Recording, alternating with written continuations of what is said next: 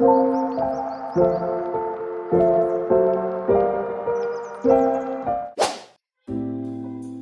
guys, aku dari tim Auditra, namaku Agung Syirya Muhammad, biasa dipanggil Agung. Aku berasal dari kelas Sistem Informasi A Pagi.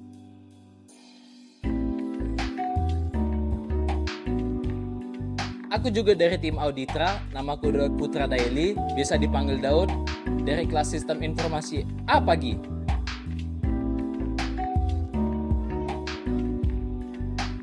Perkenalkan, saya Natalis dari tim yang sama, kelas Sistem Informasi A Pagi.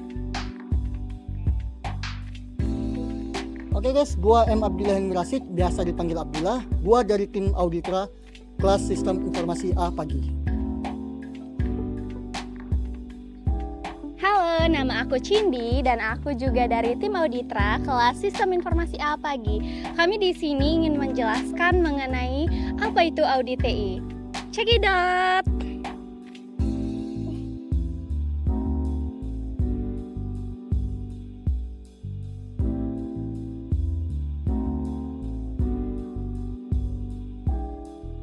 Halo semuanya, kami dari tim Auditra ingin menjelaskan apa itu audit TI. Pertama, mari kita lihat dulu apa pendahuluan dari audit TI tersebut.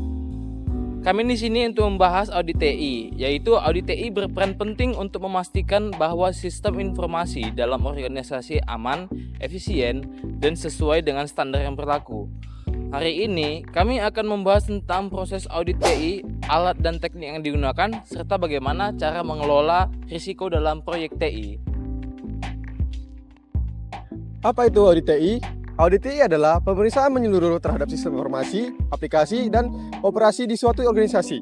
Tujuannya adalah untuk mengevaluasi efektivitas kontrol sistem dan memastikan data yang ada yang akurat, terlindungi, dan dikelola sesuai dengan peraturan yang berlaku. Proses ini juga bertujuan untuk mengidentifikasi celah dan kelemahan dalam suatu infrastruktur TI.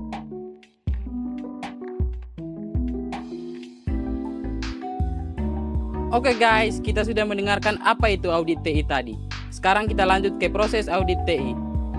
Proses audit TI sendiri memiliki 4 langkah atau aspek penting.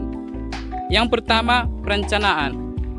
Perencanaan audit dimulai dengan perencanaan di mana auditor mendefinisikan ruang lingkup dan tujuan audit. Yang kedua, pekerjaan lapangan. Auditor mengumpulkan bukti dengan memeriksa dokumen, melakukan wawancara, dan menguji sistem. Yang ketiga, pelaporan. Tim audit menyusun temuan dalam sebuah laporan. Yang keempat, tindak lanjut. Terakhir, dilakukan tindak lanjut untuk memastikan bahwa rekomendasi audit diimplementasikan dengan baik.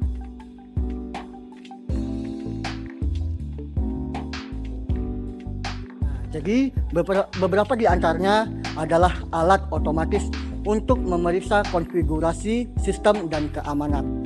Lalu penilaian manual untuk mengevaluasi kepatuhan terhadap standar keamanan. Lalu masuk ke analisis data untuk memeriksa pola dan anomali dalam perilaku sistem.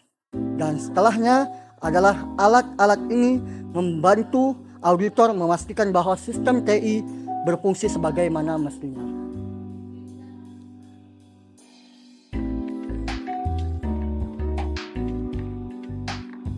Nah, sekarang mari kita bahas tentang tata kelola TI. Kerangka ini memberikan struktur untuk menyelaraskan tujuan TI dengan tujuan bisnis. Beberapa kerangka banyak digunakan adalah yang pertama itu COBIT, Control Objective for Information and Related Technology. Yang kedua itu ada ITL, Informasi Teknologi Infrastruktur Library. Kerangka ini membantu memastikan bahwa investasi TI mendukung tujuan strategis, organisasi, dan resiko dapat dikelola dengan baik.